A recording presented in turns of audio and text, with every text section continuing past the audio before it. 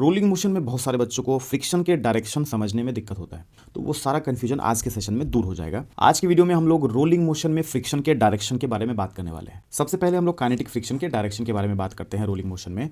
तो उसके लिए हम लोग एक एग्जाम्पल कंसीडर किए हैं। देखो यहाँ पे एक डिस्क है, डिस्क के सेंटर का जो वेलोसिटी है आगे की तरफ v है, मतलब डिस्क आगे की तरफ जा रहा होगा, एंड एंगल ऑफ वेलोसिटी जो है एंटी क्लॉकवाइज डायरेक्शन में अगर ओमेगा है, तो देखो लोएस्ट पॉइंट जो कॉन्टैक्ट में होगा इस इंस्टेंट पे, पॉइंट डी, इसके वेलोसिटी की बात करें तो सेंटर का वेलोसिटी इसको मिलेगा। काइनेमेटिक्स जो कंबाइंड रोटेशन ट्रांसलेशन का होता है उसमें ये सारी बातें हम लोग देखते हैं कि डी पॉइंट को सेंटर का वेलोसिटी मिलेगा v, एंड सेंटर पे बैठ के अगर देखिए तो ये ऑब्जेक्ट जो है घूम रहा ओमेगा से, तो सर्कुलर मोशन वाला वेलोसिटी भी मिलेगा आर ओमेगा, है ना। तो यहाँ से वेलोसिटी ऑफ डी को हम लोग बोल पाएंगे इस मोमेंट पे, डी पॉइंट जो लोएस्ट पॉइंट है जो कि ग्राउंड से कॉन्टैक्ट में है, इसका वेलोसिटी इस मोमेंट पे इस गिवन सिचुएशन में v plus r omega forward में है कि नहीं। बोलो बात पक्की है। अब यहाँ देखो, अगर ये सरफेस है रफ, क्या है रफ है अगर ये सरफेस, तो डी पॉइंट से कॉन्टैक्ट में जो ग्राउंड का पॉइंट है that is S, V S तो जीरो है, ग्राउंड तो वैसे भी रेस्ट पे है। तो यहाँ हम लोग बोल पाएंगे कि सर जो कॉन्टैक्ट पॉइंट्स है एस एंड डी, इसका वेलोसिटी सेम नहीं है ना, क्योंकि एस का वेलोसिटी तो जीरो है लेकिन डी का velocity v plus r omega है कि नहीं। तो दो पॉइंट्स जो एक दूसरे से कॉन्टैक्ट में है और दोनों का वेलोसिटी अगर डिफरेंट है तो स्लिपिंग हो रहा है। और यहाँ हम लोग बोल पाएंगे कि डी पॉइंट फॉरवर्ड में वेलोसिटी रखा है एस के रेस्पेक्ट में फॉरवर्ड में, तो फॉरवर्ड में इसका क्या हुआ, स्लिपिंग हुआ, है ना। तो हम लोग यहाँ बोल पा रहे हैं कि सर डी पॉइंट का स्लिपिंग जो है D slip in forward, forward slipping है। तो काइनेटिक फ्रिक्शन की बात करें सर किधर लगेगा काइनेटिक फ्रिक्शन, तो एस पॉइंट जो है इस डी पॉइंट पे काइनेटिक फ्रिक्शन लगाएगा बैकवर्ड डायरेक्शन में, इस तरीके से काइनेटिक फ्रिक्शन लगेगा। बोलो बात है पक्की, ठीक है। तो ये तो एक एग्जांपल हुआ काइनेटिक फ्रिक्शन का। एक और एग्जांपल रोलिंग मोशन में देखते हैं जिसमें कि आपको ऑब्जेक्ट आगे की तरफ मूव करते दिखेगा लेकिन फ्रिक्शन जो है पीछे की तरफ ना लग के हो सकता है आगे की तरफ लगे। तो देखिए ये v स्पीड है, v स्पीड से आगे जा रहा, और लेटस से इसका एंगुलर स्पीड जो है ये ओमेगा है, एंड ओमेगा है लेटस से 3v/r के बराबर, ठीक है। बात है पक्की। रेडियस इसका डिस्क का r के बराबर है ऐसा मान रहे हैं। लोएस्ट पॉइंट d, इसके वेलोसिटी की बात करें तो देखो सेंटर का वेलोसिटी तो मिलेगा ही, ठीक है, सेंटर का वेलोसिटी v मिला, एंड सेंटर पे बैठ के आप जब देख रहे हैं सेंटर पे बैठ के, तो सर्कुलर मोशन का वेलोसिटी r ओमेगा इधर की तरफ मिलेगा, है ना। तो r ओमेगा का वैल्यू भी पुट कर लेते हैं। ये देखिए मिला इधर की तरफ r और ओमेगा, आर ओमेगा जो मिला, तो ओमेगा का वैल्यू अगर पुट करते हैं 3v/r, तो ये बैकवर्ड में कितना आ गया 3v के बराबर, है ना। मतलब ये 3v के बराबर बैकवर्ड में है आर ओमेगा का वैल्यू। तो डी पॉइंट का जो वेलोसिटी हो गया है v D will be 3v minus v which is 2v। 2v जो है वेलोसिटी है डी का, और किस डायरेक्शन में है, तो बैकवर्ड में है ना। तो बोल पाएंगे सर 2v इन बैकवर्ड, और बैकवर्ड में है तो फिर से वही बात है, एस पॉइंट आएगा, बोलेगा सर देखिए एस पॉइंट जो कि ग्राउंड का पॉइंट है डी से कॉन्टैक्ट में, लोएस्ट पॉइंट जो डिस्क का है उससे कॉन्टैक्ट में ग्राउंड का पॉइंट, ये बोल रहा है एस पॉइंट बोल रहा है सर हमारा वेलोसिटी तो जीरो है, सर हमारा वेलोसिटी तो जीरो है, और डी का वेलोसिटी जीरो नहीं है सर, है ना। डी का वेलोसिटी तो इतना आ गया ना बैकवर्ड में, क्योंकि डी जो है ये बैकवर्ड में एस के ऊपर मूव कर रहा है, तो इसको बोलेंगे बैकवर्ड स्लिपिंग, है ना। क्या बोलेंगे, बैकवर्ड स्लिपिंग। तो बैकवर्ड में स्लिप कर रहा है डी, तो काइनेटिक फ्रिक्शन डी पे लगेगा, एस लगाएगा डी पे, काइनेटिक फ्रिक्शन आगे की तरफ। बोल बात आ रही समझ में, ठीक है। तो यहाँ पे इस दो केसेस को एक बार ढंग से देखो। इस केस में हो क्या रहा था कि ऑब्जेक्ट आगे जा रहा था लेकिन फ्रिक्शन काइनेटिक किधर लगा, पीछे। इस केस में भी ऑब्जेक्ट तो आगे ही जा रहा है बट लेकिन फ्रिक्शन काइनेटिक भी आगे ही लगा है, पीछे नहीं लगा है। तो हम लोग कैसे डिसाइड करते हैं, तो ओवरऑल हम लोग डिसाइड करते हैं कि कॉन्टैक्ट पॉइंट का जो है स्लिपिंग किधर की तरफ है। जैसे पिछले वाले पार्ट में था कॉन्टैक्ट पॉइंट का slipping with respect to ground का पॉइंट फॉरवर्ड में स्लिपिंग था, तो काइनेटिक फ्रिक्शन बैकवर्ड में लगा। और यहाँ पे कॉन्टैक्ट पॉइंट जो है इसका स्लिपिंग है बैकवर्ड में, 2v इन बैकवर्ड, है ना। भले ही ऑब्जेक्ट आगे जा रहा है लेकिन स्लिपिंग जो है स्पीड ज़्यादा, एंगुलर स्पीड ज़्यादा होने की वजह से स्लिपिंग बैकवर्ड में है ना। बैकवर्ड में स्लिपिंग है तो फ्रिक्शन किधर लगा, फॉरवर्ड में। जैसे कीचड़ में ट्रक फंस जाता है तो ट्रक का पहिया जो है बहुत तेज़ी से घूमता है ना, बहुत तेज़ी से घूमता है, तो कुछ ऐसा ही सिचुएशन क्रिएट होता है और फ्रिक्शन काइनेटिक लगता है आगे की तरफ, और उसकी वजह से धीरे धीरे इस काइनेटिक फ्रिक्शन की वजह से एक्सेलरेशन आगे हो जाता है और धीरे धीरे ट्रक जो है आगे की तरफ वेलोसिटी अटेन करने लगता है। ट्रांसलेटरी मोशन में इस फोर्स की वजह से एक्सेलरेशन आ जाता है और ट्रक धीरे धीरे आगे की तरफ मूव करने लगता है, लेकिन पहिए का स्पीड बहुत तेज़ बैकवर्ड में इस तरीके से तेज़ी से घूम रहा होता है, कीचड़ पीछे की तरफ उछाल रहा होता है कि नहीं। तो ये एक रियल लाइफ एग्जाम्पल हुआ इसका। तो काइनेटिक फ्रिक्शन का डायरेक्शन तो समझ आ गया कि कॉन्टैक्ट पॉइंट किधर स्लिप कर रहा, फॉरवर्ड या बैकवर्ड, उसके हिसाब से काइनेटिक फ्रिक्शन किधर लगेगा, फॉरवर्ड लगेगा या बैकवर्ड लगेगा, ये डिसाइड कर लेंगे, आसान है डिसाइड करना। अब स्टैटिक फ्रिक्शन की बात करते हैं, है ना। तो स्टैटिक फ्रिक्शन के डायरेक्शन को देखने के लिए फिर से एक एग्जांपल कंसीडर करते हैं कि यहाँ पे अपने पास एक डिस्क है और डिस्क पे आप लगा रहे हैं एक हॉरिजॉन्टल फोर्स, मतलब ऐसा मान के चलो कि इसके ऊपर एक जो है स्ट्रिंग इस तरीके से जो है बंधा हुआ है, इस तरीके से ऐसा मान के चल सकते हो कि स्ट्रिंग इस तरीके से लपेटा हुआ है इसके अराउंड और एक स्ट्रिंग का पोर्शन ऐसे करके बाहर निकला हुआ है जिसको आप F4 से खींच रहे हैं, ठीक है। तो ये वही F4 से आप खींच रहे हैं और सवाल में दिया है लेटस से कि ये जो सरफेस है ये क्या है, रफ़ है, और हम लोगों को बोला गया है कि भाई कोई स्लिपिंग नहीं है, कोई स्लिपिंग नहीं है, नो स्लिपिंग ड्यूरिंग रोलिंग, है ना। तो रोलिंग जो हो रहा है इसमें कोई स्लिपिंग नहीं है, नो स्लिपिंग। इस कंडीशन में अपने को बोला गया कि फाइंड करिए स्टैटिक फ्रिक्शन कितना लग रहा होगा, Fs ऑन डिस्क, ठीक है। डिस्क पे स्टैटिक फ्रिक्शन, इसका एक्सेलेरेशन भी कुछ होगा, अल्फा भी कुछ होगा, ये सब बातें। अब देखो सबसे पहले तो काइनेमेटिक्स की बात करें, अगर इसको तुम F4 से खींच रहे हो, नहीं लगाते F4 तो ये रुका ही रहता है, यहाँ पे कहीं नहीं जाने वाला था। अब इस डिस्क पे जो धागा लपेटा हुआ है इसको तुम ऐसे खींच रहे हो F4 से, तो उसकी वजह से आगे तो जाएगा, एक्सेलेरेशन इसका आगे की तरफ होगा, और अगर आगे जाएगा तो ये घूमेगा भी कुछ ऐसे, है कि नहीं, अल्फा एंगुलर एक्सेलेरेशन से। और जो डी पॉइंट होता है, डी पॉइंट को सेंटर का एक्सेलेरेशन मिलता है, और सेंटर पे बैठ के देखिए तो एंगुलर मोशन, सर्कुलर मोशन की वजह से जो है आर अल्फा ऐसे मिलता है। और हम लोग यहाँ बोल रहे हैं कि नो स्लिपिंग है, नो स्लिपिंग है तो acceleration of D and acceleration of S, ये क्या हो जाएगा, एस का एक्सेलेरेशन और डी का एक्सेलेरेशन क्या हो जाएगा, सेम होना चाहिए एक्सेलेरेशन, तभी तो स्लिपिंग नहीं होगा। एस का एक्सेलेरेशन होता है 0 और डी का एक्सेलेरेशन देखो तो यहाँ पे है ए माइनस आर अल्फा, तो यहाँ से a is equal to r alpha, no slipping condition ये आ गया, ठीक है। तो a is equal to r alpha, no slipping condition आ गया। तो सोल्यूशन में हम लोग बोले कि sir no slipping condition a is equal to r alpha, है ना। यहाँ हम लोग आए थे फ्रिक्शन का डायरेक्शन डिसाइड करने। तो देखो डायनामिक्स यहाँ पे स्टडी कर लेते हैं, इधर लगा दिए नॉर्मल हम लोग इस तरीके से, और इधर जो है नीचे की तरफ लगा दिए mg। तो ये सब फोर्सेस तो देख पा रहे हैं, डायरेक्शंस पता है, और ये फोर्स F तो देख ही रहे हैं। अब फ्रिक्शन किधर लगाए जाएँ, तो तरीका ये होता है कि यहाँ पे फ्रिक्शन लगेगा तो लाइन ऑफ कॉन्टैक्ट के अलॉन्ग ही लगेगा ना। अगर static friction non zero value होगा तो लाइन ऑफ कॉन्टैक्ट के अलॉन्ग लगेगा। बोला है नो स्लिपिंग होगा तो स्टैटिक फ्रिक्शन ही लगेगा, है ना। तो static friction line of contact के अलॉन्ग होगा, चाहे तो आगे होगा या फिर पीछे होगा, समझ नहीं आ रहा किधर। तो बहुत सारे सवालों में स्टार्टिंग में नहीं पता चलता है कि किधर की तरफ स्टैटिक फ्रिक्शन लगेगा। तो कोई भी एक डायरेक्शन ले लो, लाइन ऑफ कॉन्टैक्ट के अलॉन्ग, चाहे तो आगे की तरफ ले लो या फिर लाइन ऑफ कॉन्टैक्ट के अलॉन्ग पीछे की तरफ कंसीडर कर लो, है ना। कोई भी एक डायरेक्शन ले लीजिए और सॉल्व करने पे आप Fs का जो वैल्यू लाएंगे, अगर वो नेगेटिव आया तो जो आप माने हैं उसके अपोजिट में होगा डायरेक्शन ऑफ Fs, है ना। और पॉजिटिव आ गया तो जिधर माने हैं डायरेक्शन सही माने हैं।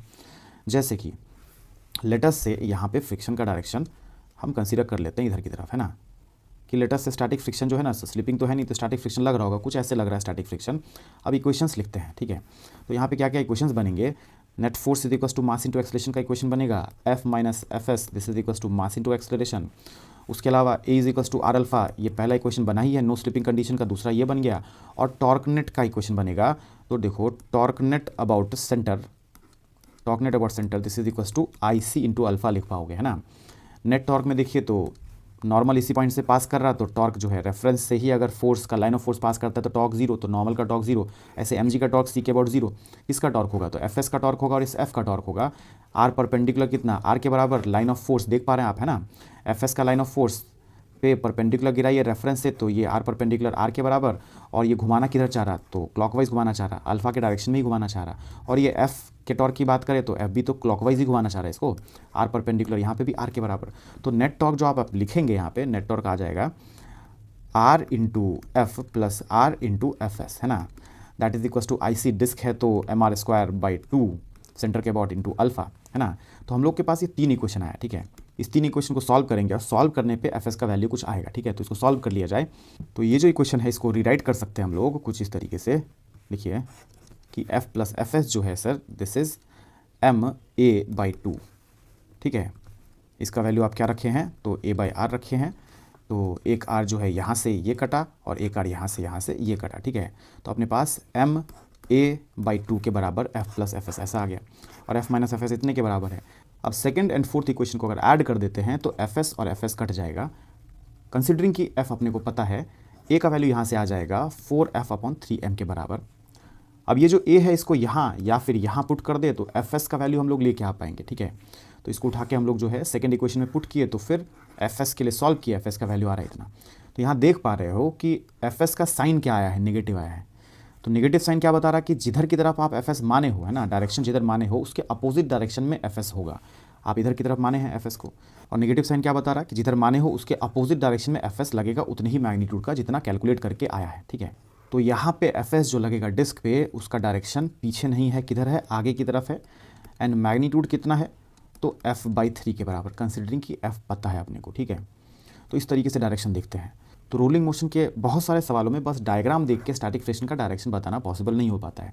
आपको इक्वेशंस लिखना पड़ता है, नो स्लिपिंग कंडीशन का, net force mass into acceleration का, नेट टॉर्क आई अल्फा का। ये सब लिखने के बाद जब आप एफ एस के लिए सॉल्व करते हैं और एफ एस अगर नेगेटिव आ जाता है तो आप बोलते हैं कि आप जिधर फ्रिक्शन का डायरेक्शन माने थे स्टैटिक फ्रिक्शन का उसके अपोजिट में स्टैटिक फ्रिक्शन लग रहा होगा। और अगर एफ एस कैलकुलेट करने पे पॉजिटिव आता है तो जिधर की तरफ आप फ्रिक्शन माने हैं स्टैटिक फ्रिक्शन ऑब्जेक्ट पे उधर की तरफ ही लग रहा होगा स्टैटिक फ्रिक्शन। इस तरीके से हम लोग फिगर आउट करते हैं स्टैटिक फ्रिक्शन का डायरेक्शन रोलिंग मोशन में।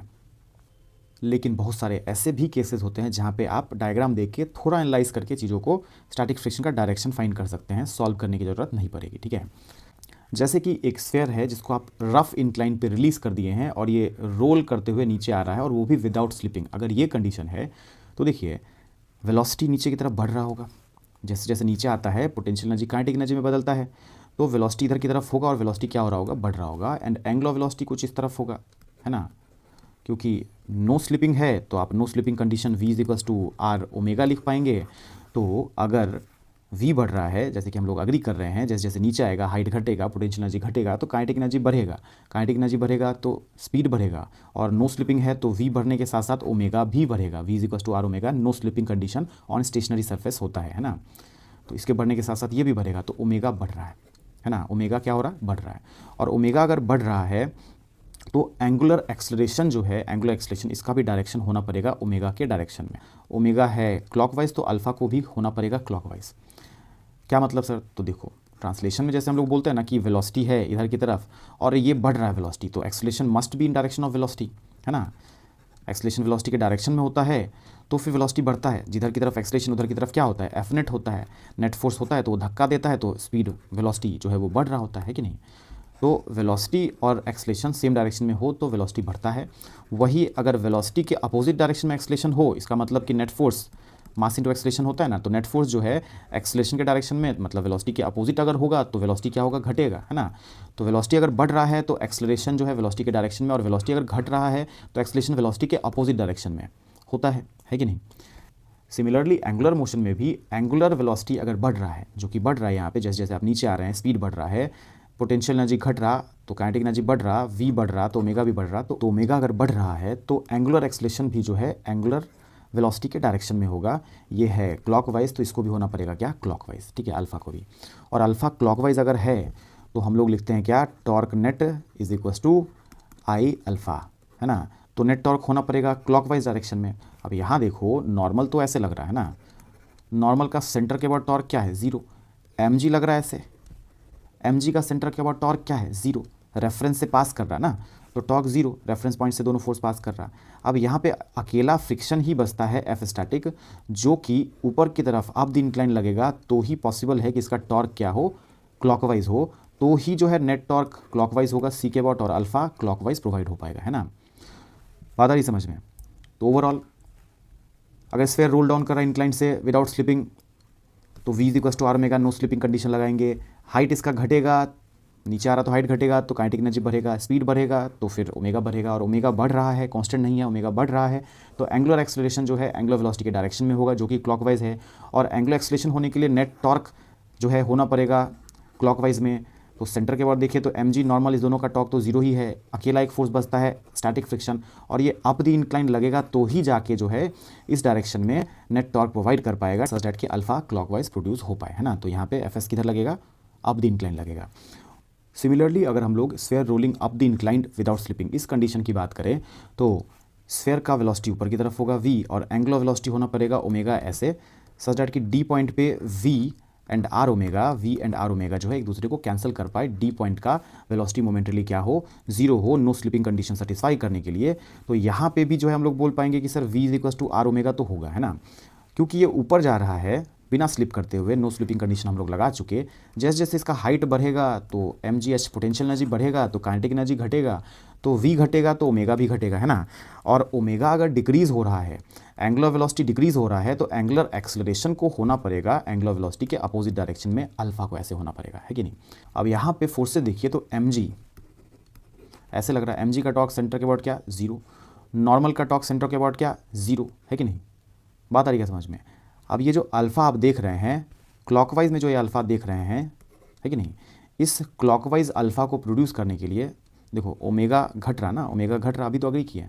तो ओमेगा अगर घट रहा है तो angular acceleration must be opposite to angular velocity, तो alpha has to be clockwise angular velocity के अपोजिट में। और यहाँ पे क्लॉकवाइज अल्फ़ा के लिए torque net is equal to I alpha से नेट टॉर्क होना चाहिए क्लॉकवाइज। mg एंड नॉर्मल का टॉर्क तो सेंटर के अबाउट 0 है। अकेला इकलौता बचता है कॉन्टैक्ट फोर्स, कौन सा, तो स्टैटिक फ्रिक्शन। स्टैटिक फ्रिक्शन अब द इंक्लाइंड यहाँ लगेगा तो ही स्टैटिक फ्रिक्शन का टॉर्क क्या होगा, क्लॉकवाइज हो पाएगा, और वो क्लॉकवाइज अल्फ़ा नेट टॉर्क आई अल्फ़ा यूज़ करके प्रोवाइड कर पाएगा, है कि नहीं। तो sphere rolling down the inclined हो विदाउट स्लिपिंग, या फिर sphere rolling up the inclined हो विदाउट स्लिपिंग, इस दोनों ही केस में फ्रिक्शन स्टैटिक जो है अप द इंक्लाइंड ही लगेगा, है ना। तो इस तरीके से एनालिटिकली भी हम लोग डायरेक्शन ऑफ फ्रिक्शन सोच सकते हैं, ठीक है। बात आ रही समझ में। अब ये जो सारे केसेस देखें स्टैटिक फ्रिक्शन का, जिसमें कि प्योर रोलिंग हो रहा है रफ सरफेस पे ऑब्जेक्ट का, इस सब केसेस में स्टैटिक फ्रिक्शन के वर्क के बारे में बात करते हैं। जैसे कि यहाँ अगर देखिए इस वाले केस में क्या हो रहा है कि स्टैटिक फ्रिक्शन जिस पॉइंट पे लग रहा है ना, डी पॉइंट पे लग रहा है, और डी पॉइंट जो है ग्राउंड के एस पॉइंट से कॉन्टैक्ट में है, ये आगे मूव कर रहा है ना, ये आगे की तरफ मूव कर रहा है। As long as D point पे स्टैटिक फ्रिक्शन लग रहा तब तक तो डी पॉइंट मूव नहीं किया। अब हम लोग बात करते हैं स्टैटिक फ्रिक्शन के वर्क के बारे में in pure rolling on stationary surface. जैसे कि इसी एग्जांपल को देख लो, स्टैटिक फ्रिक्शन लग रहा है, ये तो हम लोग अग्री किए हैं। नो स्लिपिंग है, इसका मतलब है कि डी पॉइंट जो है रेस्ट पे होगा मोमेंटरीली, मतलब डी पॉइंट जो है यहाँ पे इंक्लाइंड के कॉन्टैक्ट पॉइंट एस के बराबर का वेलोसिटी रख रहा होगा, है ना। एस पॉइंट का वेलोसिटी क्या है 0, तो फिर डी पॉइंट का वेलोसिटी भी क्या होगा 0। और उसके लिए देखो डी पॉइंट बोल रहा कि सर मेरा जो वेलोसिटी है हमको मिला है सर सेंटर का वेलोसिटी, ये वी सेंटर का वेलोसिटी, और सेंटर पे बैठ के जो घूमेंगे ना हम, तो आर ओमेगा जो है ये भी मिला है सर सर्कुलर मोशन का velocity, and V and R omega sir बराबर हो रहा। इस वजह से क्या हो रहा, हम तो रह रहे हैं मोमेंटली रेस्ट पे, मतलब कि जिस पॉइंट पे स्टैटिक फ्रिक्शन लग रहा है ना, वो पॉइंट मोमेंटली रेस्ट पे रह रहा है। As long as static friction लग रहा तब तक रेस्ट पे रह रहा है। तो सोचो जिस पॉइंट पे फोर्स तुम लगा रहे हो, वो पॉइंट जब तक फोर्स लगा तब तक में मूव किया ही नहीं, है ना। तो हम लोग बोल पाएंगे work done by static friction जो है ये क्या होगा 0, है ना।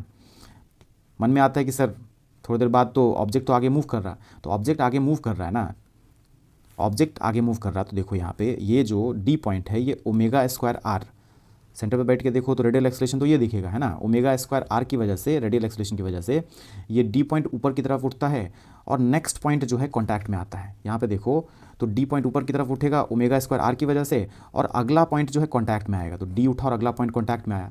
अब अगला पॉइंट जब कॉन्टैक्ट में आएगा, स्फीयर कहीं यहाँ आ जाएगा, अगला पॉइंट कॉन्टैक्ट में आएगा, तो अब अगले पॉइंट पर एफ लगेगा, और जब तक एफ उस अगले पॉइंट पर लगेगा तब तक तो वो कॉन्टैक्ट पॉइंट मूव कर नहीं रहा, है ना। फिर से हम लोग बोलेंगे कि स्टैटिक फ्रिक्शन का वर्क क्या हो गया 0 हो गया इस केस में भी, ठीक है। तो इस तरीके से हम लोग देख पा रहे हैं कि pure rolling on stationary surface के केस में जो स्टैटिक फ्रिक्शन है उसका वर्क क्या होता है 0। बात आ रही है समझ में, ठीक है। सेम तरीके से यहाँ भी सोच सकते हो, सेम तरीके से स्टैटिक फ्रिक्शन का वर्क यहाँ पे भी सोच सकते हो। स्टेशनरी सरफेस पे प्योर रोलिंग के केस में स्टैटिक फ्रिक्शन का वर्क क्या होगा 0 होगा, ठीक है। बाकी मिलते हैं अगले वीडियो में नए सवाल एंड नए कॉन्सेप्ट के साथ।